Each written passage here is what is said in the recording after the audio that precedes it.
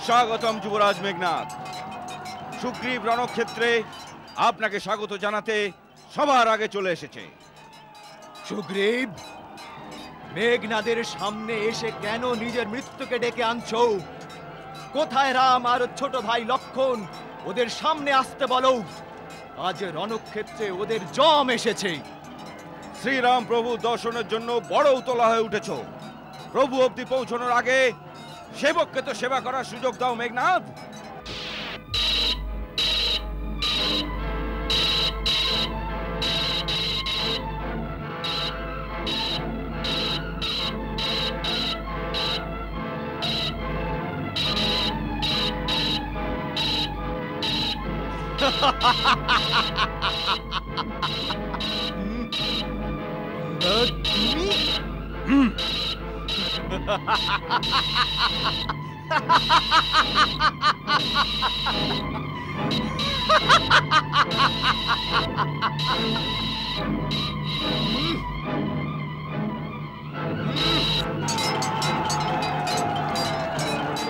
যা, তোকে ছেড়ে দিচ্ছি।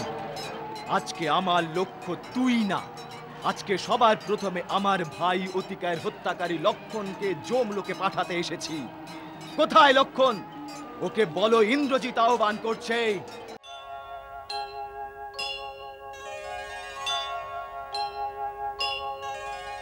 আজ্ঞা দিন দাদা, আজ হয় মেঘনাদ থাকবে নয়তো লক্ষণ। শান্ত শান্ত হও লক্ষণ। শান্ত হবার সময় এটা নয় দাদা। ও অত্যন্ত ভয়ানক যোদ্ধা। যুদ্ধ করতে করতে ক্লান্ত হয়ে পড়লে তখনও সামনে যে বীর লক্ষণ।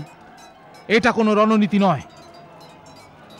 যুদ্ধের একটাই নীতি, শত্রুকে যেভাবেই হোক পরাজিত করা, কিন্তু অনীতির আশ্রয় নিয়ে নয়। লক্ষণ, আমি তোমাকে শান্ত থাকতে বলে তোমার উৎসাহ ভঙ্গ করতে চাইনি।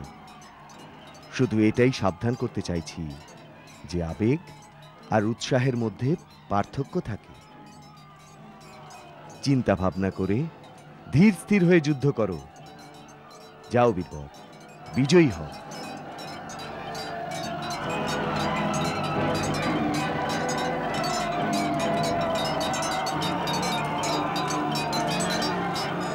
সুগ্রীব অঙ্গদ মার খেয়ে চলে গেছে, আর আপন বীরত্বের গর্বে গর্বিত লক্ষণ এখনো কোথায় লুকিয়ে আছে? কোথায় আছে যে মেঘনাদের সম্মুখীন হতে ভয় পাচ্ছে?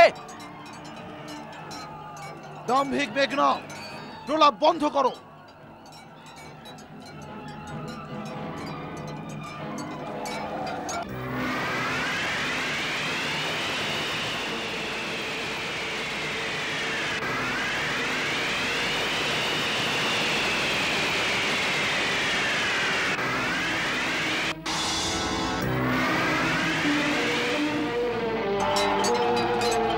অস্ত্র শস্ত্র বেকার হয়ে গেছে, তাই দুধের শিশুদের মতো পাথর ছুটতে শুরু করেছো। কি হলো, তোমাদের ধনুর্ধারী রাম আর লক্ষণের তুনিরে কোনো অস্ত্র বাকি নেই? যদি আমাকে এতই ভয় পায় তাহলে দুই ভাই মুখে খড়কুটো নিয়ে আমার শরণে চলে আসুক।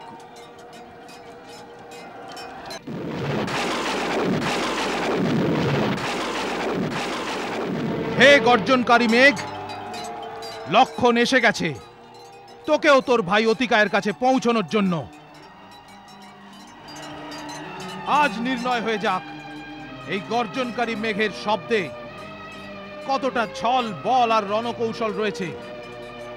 নে বাঁচা আপন বক্ষস্থল এই তীব্র বাণ থেকে।